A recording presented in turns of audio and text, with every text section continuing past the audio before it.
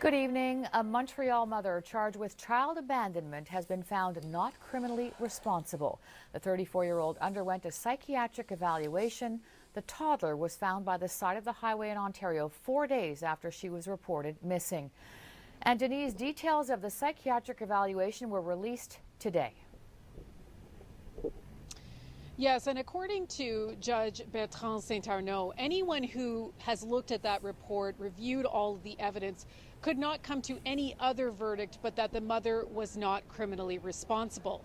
And we have more of an idea of what her life was like leading up to June 15th. From that report, we heard she had been on a downward spiral for 6 months leading up to the event.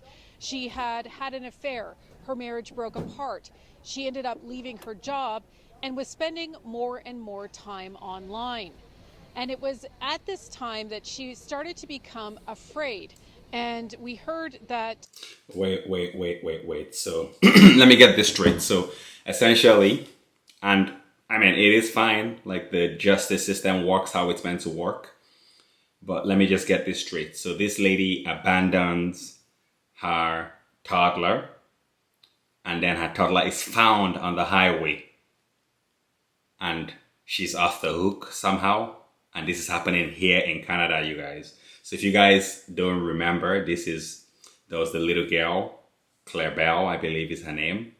I think she was like 3 years old.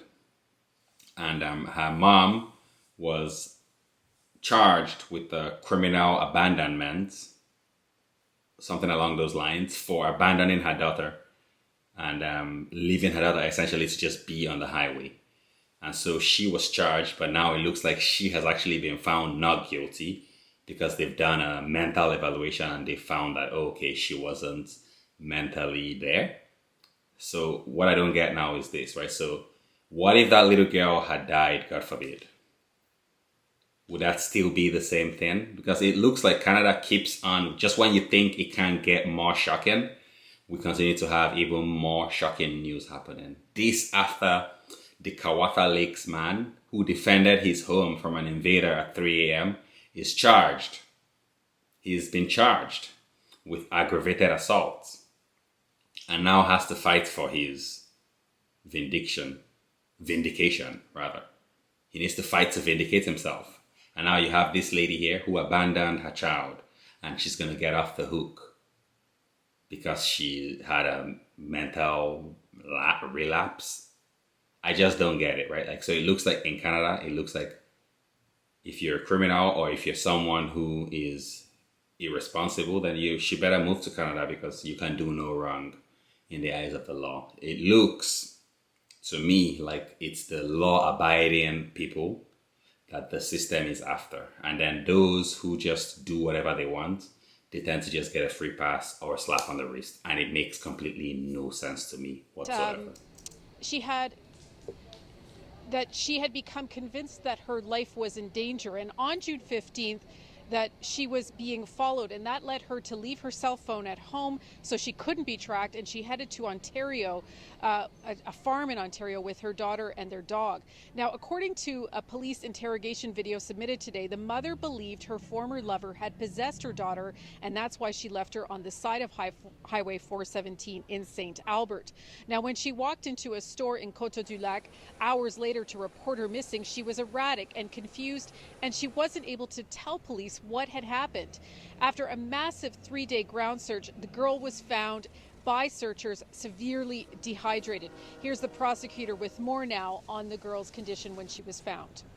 Psychologically, it's hard. It's hard for the family. The father of the young lady told us that she cannot be left alone anymore, and she feared to be left alone, basically. So Denise, what happens next in this story? Well, now that she's been found not criminally responsible, the judge has to decide what will happen to her, where she will spend the next months. Now, the psychiatrist, who... And I guess they're probably going to put her in protective custody because right now they are now hiding her name because they want to protect her, which makes sense because obviously there's going to be a public outrage, especially with the way the system seems to be working, right?